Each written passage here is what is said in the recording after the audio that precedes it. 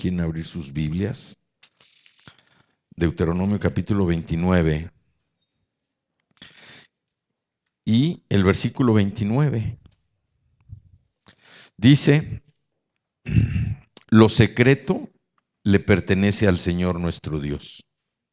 Lo secreto le pertenece al Señor nuestro Dios, pero lo revelado nos pertenece a nosotros y a nuestros hijos para siempre, para que obedezcamos todas las palabras de esta ley. Padre, yo te doy gracias en esta tarde, Señor. Te pido, Señor, que la unción del Espíritu Santo descienda sobre este lugar, Señor. Que llene nuestros corazones, Padre. Que seamos como esos venados que están deseosos, sedientos, Señor, de recibir el agua. Te damos gracias, Señor. Gracias porque tú nos usas, Padre, de una manera poderosa para transmitir tu palabra, Señor. Con fidelidad, Padre, con verdad, también con autoridad, Señor. Te damos gracias en el poderoso nombre de Cristo Jesús. Amén.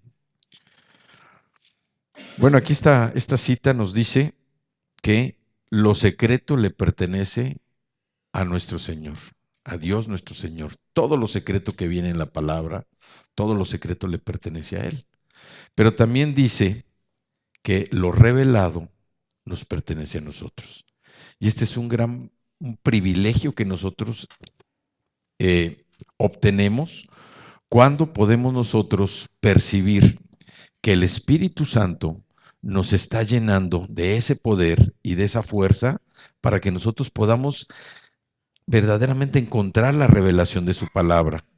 Y encontrar la revelación de su palabra no es otra cosa, sino que podamos nosotros entender claramente lo que la palabra dice acerca de nuestra vida.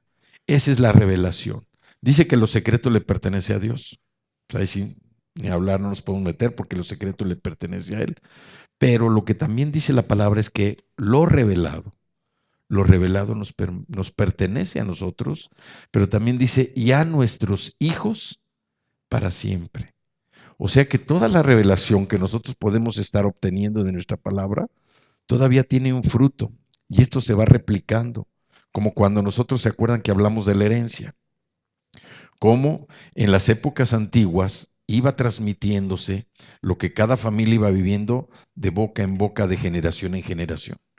Y así lo que nosotros vamos obteniendo de revelación de la palabra es para nosotros, ya es propiedad nuestra, pero también dice que es para nuestros hijos, ¿sí? Y bueno, así como dice que lo revelado es para nosotros, yo también pido que el Espíritu Santo les pueda revelar esta tarde lo que la palabra del Señor me reveló a mí. Es un llamado a la decisión. Y nosotros pensamos que Jesucristo es nuestro Salvador, ¿sí? De aquí, ¿quién piensa que Jesucristo es su Salvador? Uh-huh. Todos pensamos y sabemos que Jesucristo es nuestro Salvador. Pero no solamente debe ser nuestro Salvador, es nuestro Salvador por conveniencia de nosotros también, porque nosotros entendimos que necesitábamos recibirlo a Él para que nuestra vida fuera salva, que nuestra alma pudiera vivir la vida eterna cuando el cuerpo ya no funcione, ¿sí? De esa manera nosotros también dijimos, oye, pues sí me conviene recibir a Cristo como mi Salvador porque tengo una llave de acceso a la vida eterna. Sin embargo, la palabra también dice que Él tiene que ser nuestro Señor, ¿sí? Y aquí es donde yo me estacioné, porque dije, bueno, verdaderamente Jesucristo es mi Salvador. Ya lo declaré con mi boca, lo creí en mi corazón, pero Jesucristo es mi Señor.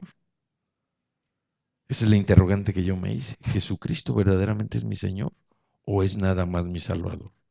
Yo lo acepté como una parte de, de que me convenía, de que me convenía para tener acceso a la vida eterna, pero Jesucristo verdaderamente es mi Señor. Y me puse yo a revisar algunos pasajes y llegué precisamente a este libro de Deuteronomio. Primero vámonos a Romanos, capítulo 10, ¿sí? Y dice en el versículo 8, Romanos 10, versículo 8, dice, ¿qué afirmas entonces? ¿Qué afirma entonces? La palabra está cerca de ti, la tienes en la boca y en el corazón. Esta es la palabra de fe que predicamos, que si confiesas con tu boca que Jesús es, ¿qué? El Señor. Dice que Jesús es el Señor. Y crees en tu corazón que Dios lo levantó de entre los muertos, serás salvo. Porque con el corazón se cree para ser justificado, pero con la boca se confiesa para ser salvo. Así dice la Escritura, todo el que confíe en Él no será jamás defraudado. En la Reina Valera dice, no será jamás avergonzado, ¿no? Entonces, viendo este pasaje, me voy a los orígenes, precisamente al libro de Deuteronomio, donde viene toda la instrucción que Dios le dio a Moisés, para que Moisés a su vez se la transmitiera al pueblo de Israel. ¿Por qué? Porque Moisés llamó a todos y a cada uno de los israelitas para hacerles saber y que fueran fieles con el pacto que Dios había establecido con cada uno de ellos. Dios estableció un pacto con todo el pueblo de Israel. ¿Por qué? Porque las bendiciones de Dios no son automáticas. Las bendiciones de Dios no nos van a llegar nada más así. ¿Por qué? Porque cuando llegan así ni siquiera las tomamos en cuenta y se echan a perder. No valoramos lo que Dios está haciendo en nuestra vida. Entonces, la bendición no llega de manera automática. La bendición requiere de un compromiso de nuestra parte, de un compromiso individual, de cumplir con ese pacto que Dios estableció desde el principio. Un pacto de fe que Dios había establecido con el pueblo de Israel. Vemos aquí ahorita que leíamos Deuteronomio 29, en el versículo anterior, en el 28, vemos cómo el capítulo termina con una nota de dolor, ¿sí? Termina, pues, triste, porque dice el 28, y como ahora podemos ver con mucha furia y enojo, el Señor los arrancó de raíz de su tierra y los arrojó a otro país. Aquí vemos cómo termina este capítulo 29 con una nota triste, ¿sí? Pero el capítulo que sigue, el capítulo 30, empieza con una palabra de fe. Dice el capítulo 30 de Deuteronomio, dice, cuando recibas todas estas bendiciones o sufras estas maldiciones de las que te he hablado y las recuerdes en cualquier nación por donde el Señor tu Dios te haya dispersado, y cuando tú y tus hijos se vuelvan al Señor tu Dios y le obedezcan con todo el corazón y con toda el alma, tal como hoy te lo ordeno, entonces el Señor tu Dios restaurará tu buena fortuna y se compadecerá de ti, volverá a reunirse, volverá a reunirte de todas las naciones por donde te haya dispersado. Vemos cómo este capítulo 30 empieza con una palabra de esperanza. Es un llamado a la decisión.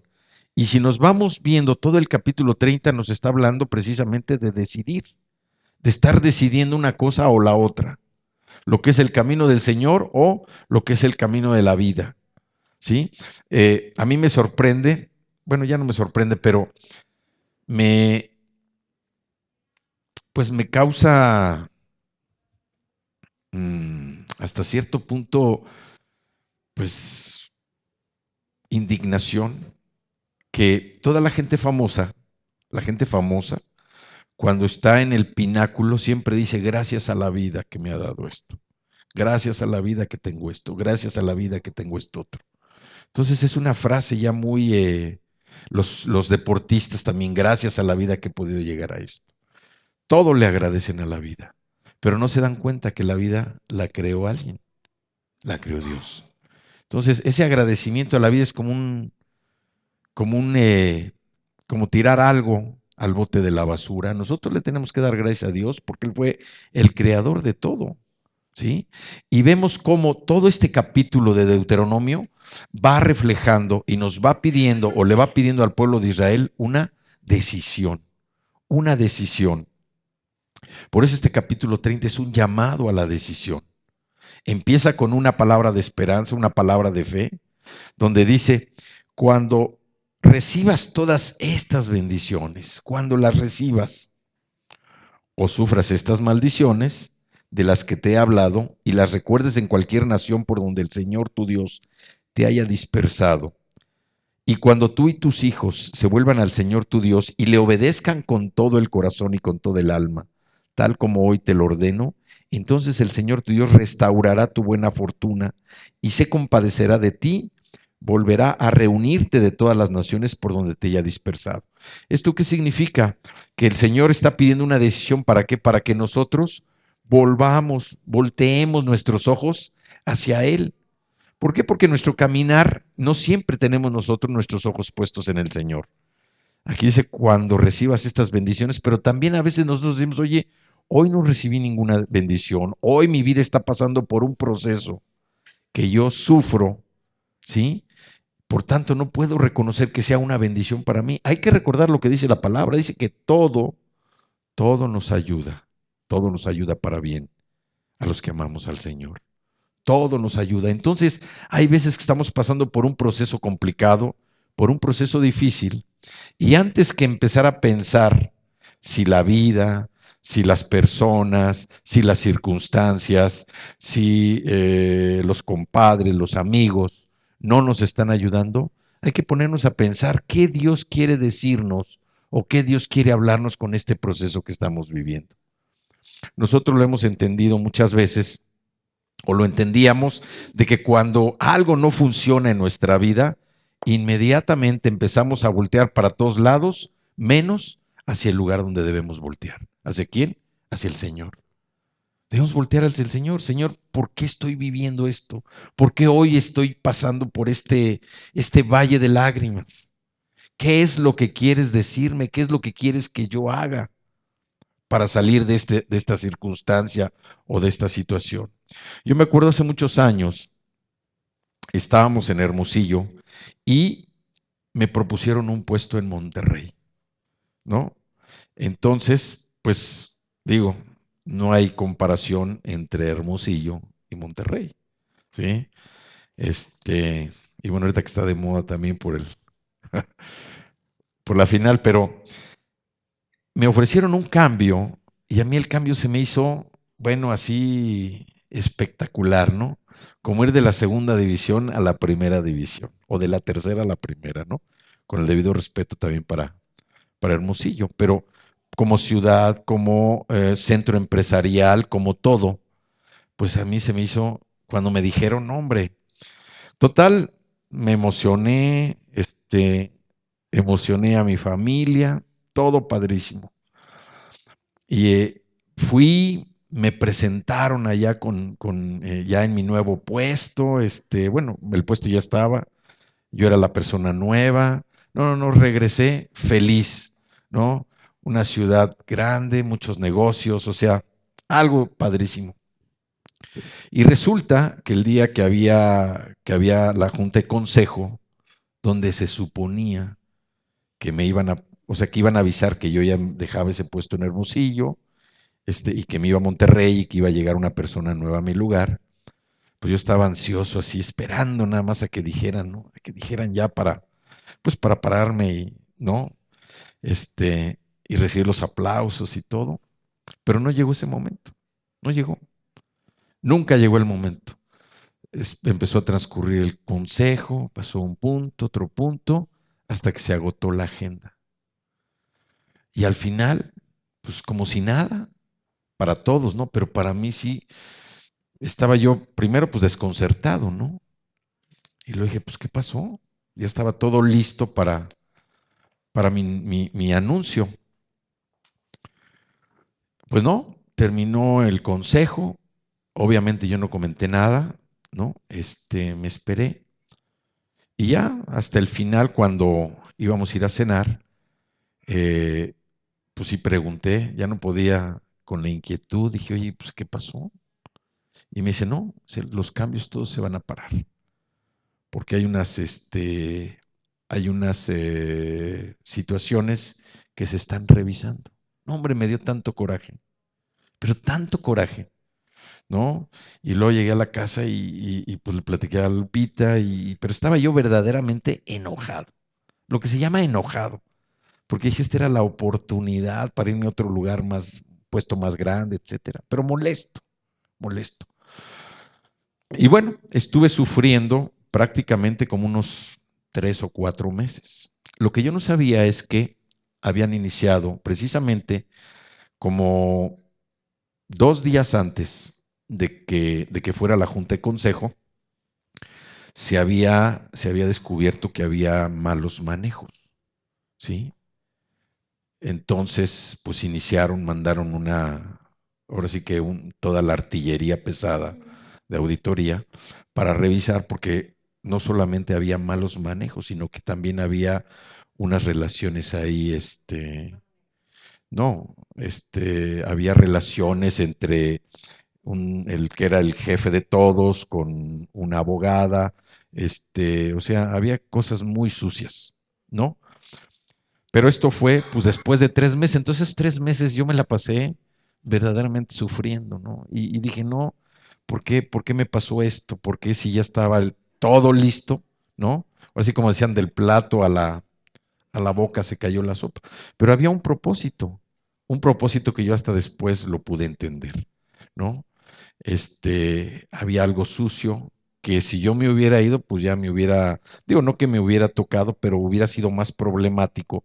¿Por qué? Porque finalmente tuvieron que hacer denuncias penales, o sea, todo una cosa muy, muy, muy triste y muy fea.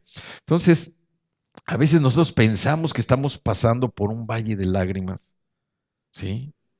Y en lugar de ponernos a llorar o a lamentarnos, lo que tenemos que hacer es preguntarle al Señor, Señor, ¿qué quieres que aprenda de esto o qué sigue después de esto?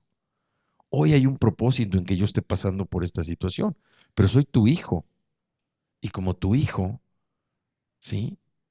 Tengo también derechos, tengo también privilegios que quiero conocer para saber cuándo va a pasar todo esto, cuándo va a terminar este tiempo y qué es lo que vas a dejar en mi corazón. Entonces, volviendo al libro de Deuteronomio, Moisés estuvo precisamente inculcándole a todo el pueblo de Israel cuál era el pacto que Dios había hecho con ellos. ¿Sí? Y vemos cómo Moisés tuvo esa fe para mirar adelante. Moisés fue uno de los personajes más grandes que ha habido en toda la historia de la humanidad. ¿Por qué? Porque solamente a él le tocó vivir una época verdaderamente difícil, ¿no? Dice que a Moisés Dios primero lo hizo un, un don importante cuando estuvo en Egipto. Luego lo hizo un donadie. Ajá, cuando se tuvo que ir, tuvo que huir. Pero finalmente lo hizo el libertador del pueblo de Israel. Entonces, vemos el trabajo que hizo Dios en la vida de Moisés. Y Moisés se dedicó precisamente a transmitirle todo lo que Dios le decía al pueblo hebreo. ¿Sí? Ahí él vio cómo Dios iba a circuncidar. ¿Sí? El pacto era la circuncisión, que puede ser la circuncisión física que se vivía en aquellos tiempos, pero también de la circuncisión que hablaba Moisés y la que él vio a futuro era la circuncisión del corazón. Era una circuncisión del corazón. ¿Y qué es la circuncisión del corazón? Vamos a Deuteronomio 30, ahí en el versículo 6. Dice, el Señor, tu Dios, quitará lo pagano que haya en tu corazón y en el de tus descendientes, para que lo ames con todo tu corazón y con toda tu alma, y así tengas vida. ¿Sí?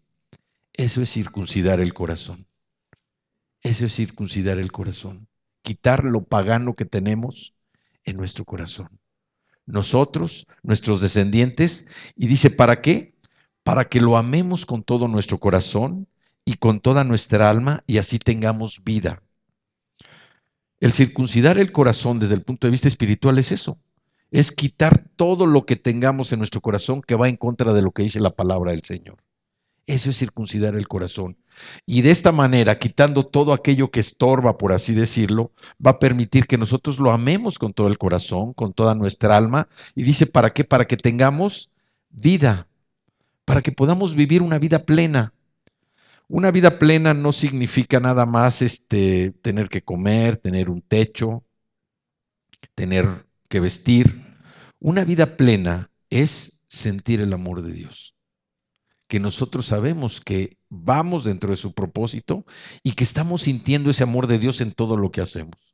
Que nosotros podemos ir a algún lado y poder hablar de su palabra, que podemos compartirle a alguien para que su alma sea salvada. Eso es vivir una vida plena. No tener restricciones en presentar la imagen de Cristo. Nosotros hemos dicho que nosotros no tenemos que presentar la iglesia, no tenemos que presentar las personas, tenemos que presentar a Cristo. Es lo que tenemos que hacer. Nosotros tenemos que presentar siempre a Cristo. Y la mejor manera de presentarlo no es hablando. La mejor manera de presentar a Cristo es a través de ¿qué? De nuestra propia vida. Dando testimonio de que nuestra vida verdaderamente es una vida que merece ser presentada. ¿Sí? No me estoy refiriendo a que si tengamos más cosas, más riqueza, ¿no? Digo, no está peleado uno con lo otro. Pero la forma en la que nosotros podemos dar testimonio de que Cristo verdaderamente mora en nosotros, no solamente como nuestro Salvador, sino como nuestro Señor, es a través de nuestra conducta, a través del ejemplo que nosotros estamos dando todos los días de nuestra vida. El ministerio, como les decía al principio, no es lo que venimos a hacer a la iglesia. Este no es el ministerio. El ministerio es lo que hacemos todos los días, todo el día. Ese es el ministerio. Por eso les decía yo, cuando nosotros, el ministerio es algo que Dios nos ha dado y nosotros tenemos que ser recíprocos con la responsabilidad que Él ha puesto en nuestras manos. El ministerio es lo que nosotros estamos haciendo todo el día. Ese es el ministerio. El ministerio como padres, el ministerio como hermanos, como hijos, pero siempre, siempre mostrando el carácter de Cristo en lo que estamos haciendo, mostrando las características, los rasgos de su carácter a través de nuestra vida. Entonces aquí nos dice que circuncidar el corazón es quitar lo pagano, quitar lo pagano. Y uno puede decir, oye, pues yo no adoro imágenes, yo no adoro esculturas, yo no adoro personas, pero a lo mejor hay cosas que sí adoramos y que no hemos podido percibir en nuestro corazón. ¿Sí? A lo mejor algunos hábitos, ¿no? Que no son buenos. A lo mejor algunas riquezas, algunos objetos. Uh-huh. Yo me acuerdo que hace muchos años, algo que para mí era prácticamente sagrado eran los periódicos y las revistas. Y recibía prácticamente todos los periódicos en la casa. Entonces, cuando salía de viaje, ¿sí? Lupita tenía prohibido tirarme los periódicos. Entonces llegaba yo y había un altero de periódicos. Entonces el fin de semana me dedicaba a ver pues, la mayor parte de lo que había en los periódicos. ¿No? Era una perdedera de tiempo impresionante, una locura. Y para mí era algo sagrado. Había veces que estaba yo en la mesa, estaba comiendo, desayunando, cenando y estaba revisando los periódicos. ¿Sí? Entonces, para mí eso era algo pagano que yo tenía en mi corazón. Aparte de perder el tiempo, llenaba la casa de basura, de papeles, o sea, algo totalmente impráctico, algo fuera de todo sentido común, ¿no? Entonces, nosotros tenemos que ver en nuestro corazón que no existan cosas paganas. Eso es circuncidar el corazón.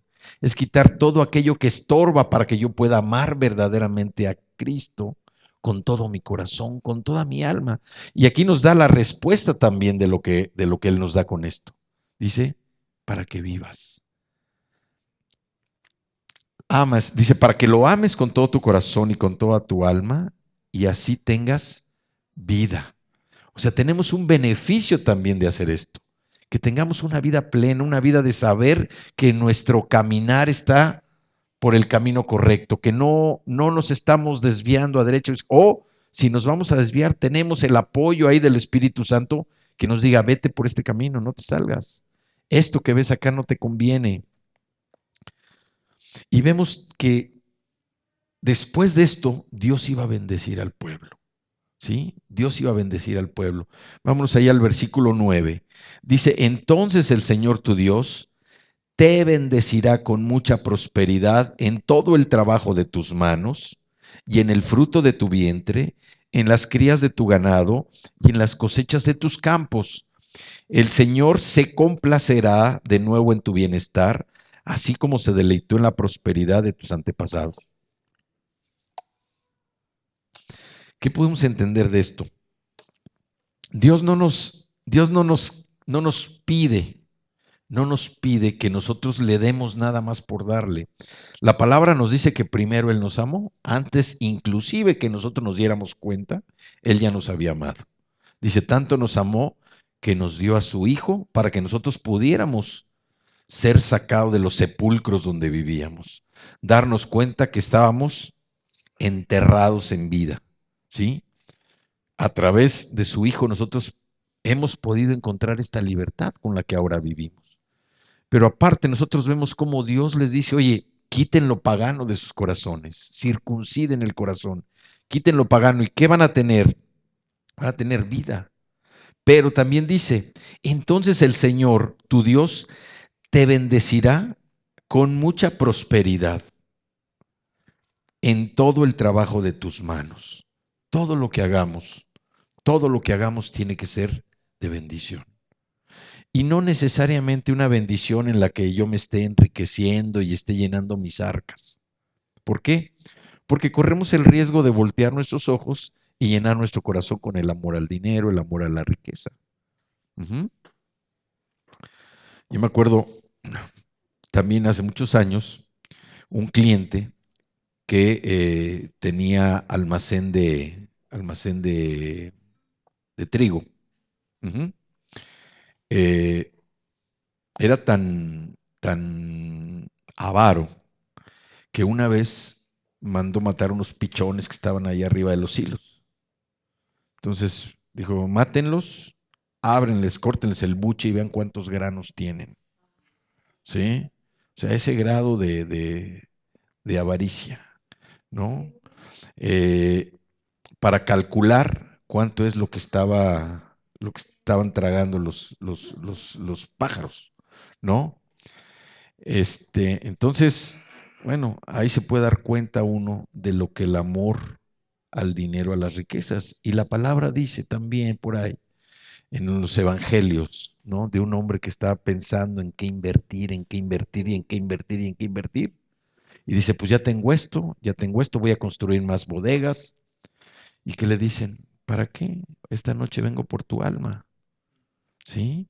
O sea, yo no les digo que no se fijen en el dinero, en los recursos. Yo lo que les digo es, nuestros ojos siempre deben estar en el Señor, primeramente en Él. Él se va a encargar de que no nos falte nada.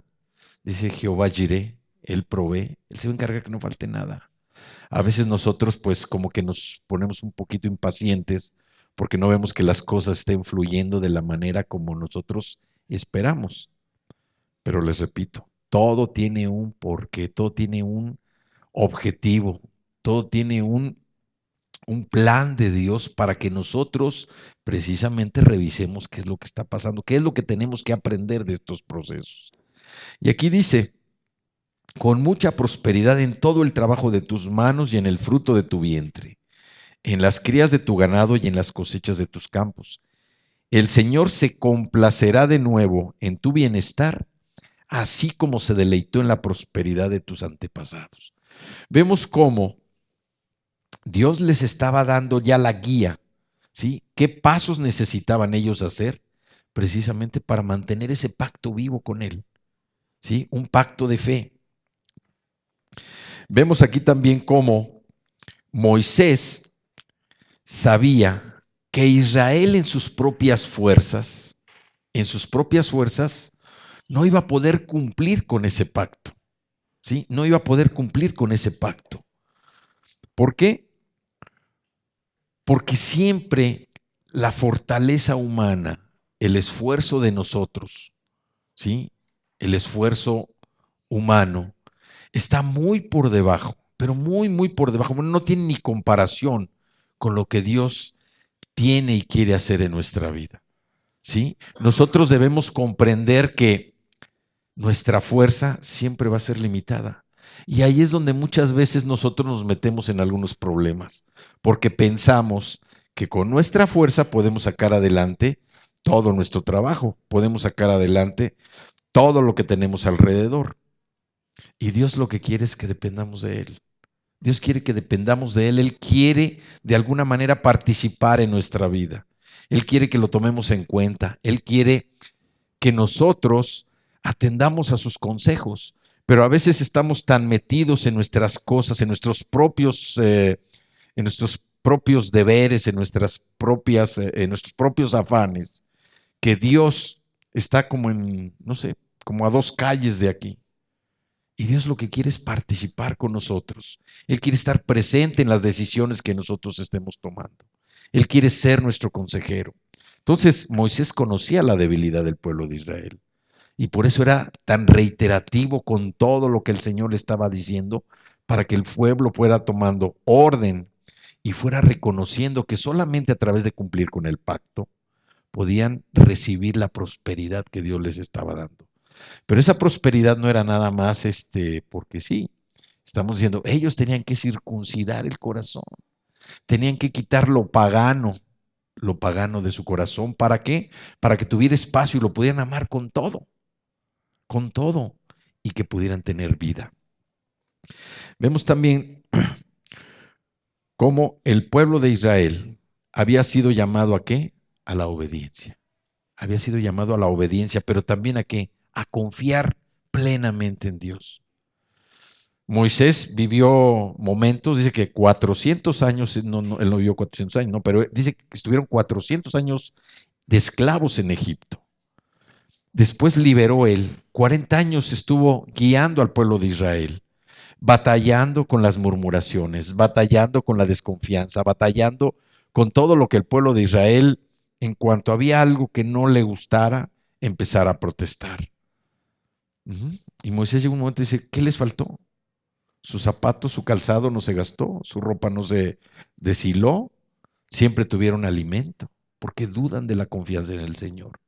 Pero a veces nosotros así, a pesar de que hemos visto la poderosa mano de Dios en nuestra vida, a pesar de que vemos que ahí vamos, a lo mejor parece que diéramos pasitos de a centavo, pero vamos avanzando, no estamos estancados, seguimos dudando del poder de Dios en nuestra vida, seguimos dudando de lo que Él puede hacer en nuestra vida. Por eso es tan importante lo que Moisés veía a lo lejos respecto al pueblo de Israel. Y vemos como si un israelita negara la circuncisión, él iba a estar en contra de lo que Dios estaba estableciendo, se iba a volver un enemigo del Señor. Pero también podía ser circuncidado y no escuchar, o sea, seguir comportándose igual. O sea, nada más tener la circuncisión física, pero no hacer nada, no tener nada en su vida para amar a Dios con todo su corazón. Entonces, nosotros vemos ahí en Jeremías, vámonos al libro de Jeremías, y en el capítulo 6 y en el versículo 10, dice, ¿a quién le hablaré? ¿A quién le advertiré? ¿Quién podrá escucharme? Tienen tapados los oídos. Esto significa que sus oídos son incircuncisos. ¿Por qué? Porque muchas veces hacían lo que les decían, pero no tenían discernimiento en comprender lo que Dios quería de ellos. Dice, tienen tapados los oídos y no pueden comprender. La palabra del Señor los ofende, detestan escucharla. ¿Cuántas veces no ha pasado o no les ha sucedido que alguien les quiere decir, oye, ¿te puedo leer una cita que me encontré? Y que no, ahorita no, espérame porque voy a comer. Ahorita no porque voy a hacer una llamada. espérame porque no quiero ahorita escuchar nada de la Biblia, ¿no? Ese es Jeremías 6:10, ¿sí? Son oídos incircuncisos. O sea que nosotros sabemos, pero no lo ponemos por obra, ¿sí? A veces, oye, vamos a orar. No, ahorita no, sabes que ahorita no es tiempo de orar para mí, yo necesito hacer otras cosas, tengo otras prioridades. Aquí a lo que se está refiriendo el profeta Jeremías es eso. Dice, ¿a quién escucharé si tienen oídos sordos, oídos incircuncisos? Aun y cuando sabían que tenían que circuncidarse, ellos no actuaban de tal manera. Es cuando las cosas se quedan aquí y no llegan precisamente a donde deben llegar, a lo más profundo de nosotros, que es el corazón. Dice, ¿a quién le hablaré? ¿A quién le advertiré? ¿Quién podrá escucharme? Tienen tapados los oídos y no pueden comprender. La palabra del Señor los ofende y detestan escucharla. ¿Sí? También Jeremías nos habla cuando el corazón es incircunciso. Allí en Jeremías, capítulo 9, allá adelantito, y en el versículo 26, dice, castigaré a Egipto, Judá, Edom, Amón, Moab, y a todos los que viven en el desierto y se rapan las sienes. Todas las naciones son incircuncisas, pero el pueblo de Israel es incircunciso de corazón. Aquí Moisés le dio al pueblo de Israel lo que Dios le había dado. Nosotros hoy hemos recibido mucha información, hemos hecho actos de fe, hemos declarado que Cristo es nuestro Salvador, pero nos falta ese paso a veces, ¿sí? Ese pasito de que no solamente Cristo es nuestro Salvador, sino que Cristo también es nuestro Señor. Y así como Moisés le dijo al pueblo de Israel que tenían que circuncidar el corazón, quitar todo lo pagano que había en él, para que pudieran amar a Dios con todo su corazón, con toda su alma, y que tuvieran vida. Así nosotros hoy también tenemos que quitar todo aquello que estorba en nuestro corazón y que nos impide ver verdaderamente a Cristo como nuestro Señor. Ujú. Un señor, un señor de todo, vamos a decir el patrón, ¿sí? Se encarga, el patrón de un negocio se encarga del negocio. Él es el que dirige, él es el que cuida de sus trabajadores, cuida de sus empleados, cuida de todo. Por eso es el señor del negocio. Nosotros tenemos al Señor de nuestra vida, que es Cristo. Él se encarga de todo lo de nuestra vida, siempre y cuando nosotros primero reconozcamos que sí es nuestro Señor. Porque a veces decimos que es nuestro Señor, pero como que le decimos, a ver, aguántame tantito en esto, déjame yo moverme. Déjame intentarlo a mí, ¿sí? Deja probar mis fuerzas, deja probar mi inteligencia, deja probar mi sabiduría, deja probar mi tacto, deja probar mi capacidad y no dejamos que Él trabaje en nosotros. Cuando nosotros decidimos que Él es nuestro Señor, Él se va a encargar de todo. Él es el Señor de mi vida, Señor de tu vida, Señor de la vida de todos y cada uno de nosotros. Debemos dejar que Él trabaje en nuestra vida. Cualquier problema, situación, Señor, así como el patrón de un negocio. Oye, llegó un requerimiento, a ver, el patrón va y ya sabe a quién se lo encarga, cómo lo resuelve. Si Él es el Señor de nuestra vida, todo lo que se presente en nosotros, Él lo va a resolver. Él tiene la capacidad de hacerlo, pero más que la capacidad, Él tiene el interés en nosotros. Él tiene un amor tan grande por nosotros que podemos constatar su misericordia cada día en la vida de nosotros. Él no nos abandona, y así lo hizo palabra, no los abandonaré ni los desampararé. Él siempre está pendiente de lo que necesitamos, pero nosotros a veces pues, no lo tomamos en cuenta para esa necesidad. Ahorita como decía la melodía, ¿no? ¿A quién iré en mi necesidad? ¿A quién iré? Pues a Él. Solo Él tiene palabras de vida eterna. Solo Él tiene la respuesta a lo que necesitamos. Solo Él tiene la provisión que estoy demandando. Él tiene la verdad de mi vida. Él tiene la justicia que yo necesito. Pero yo tengo que recurrir a Él. Tengo que reconocerlo no solamente como mi Salvador, que es algo que la palabra dice, que ya he cumplido, pero más que Salvador, Él tiene que ser mi Señor. Debo permitirle que Él gobierne mi vida, que Él establezca su gobierno en mi corazón y que yo sea obediente a lo que Él quiere que yo haga.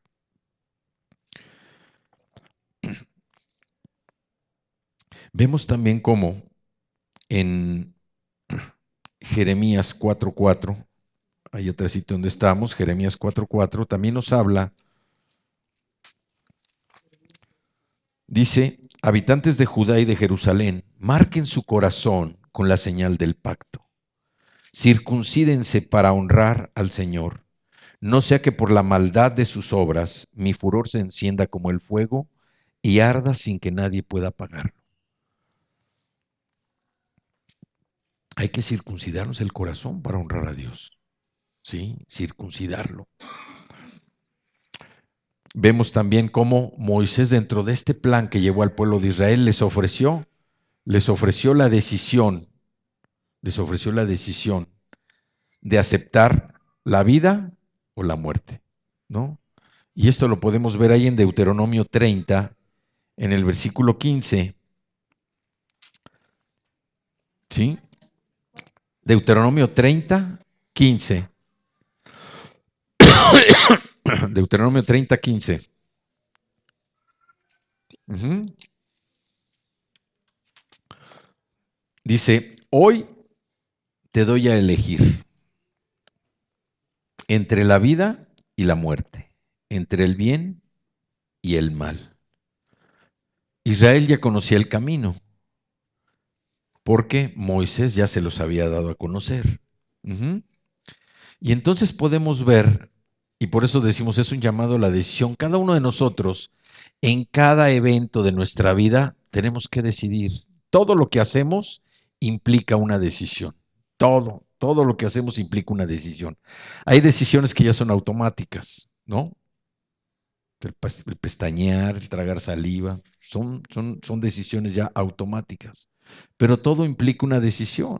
Si me tengo que levantar, si quiero ir al baño, me aguanto, no me aguanto, ¿sí? Todo implica una decisión. Y Moisés aquí les presenta, dice, hoy te doy a elegir entre la vida y la muerte, entre el bien y el mal, ¿sí? Entonces vemos cómo el pueblo de Israel ya sabía y tenía que decidir entre la vida y la muerte, entre el bien y el mal. Y nosotros en prácticamente todas las decisiones que tenemos que tomar siempre hay una decisión entre el bien y el mal. Aunque de momento no parezca, pero pocas veces nos ponemos a pensar en la trascendencia que tiene una decisión de nosotros en el futuro.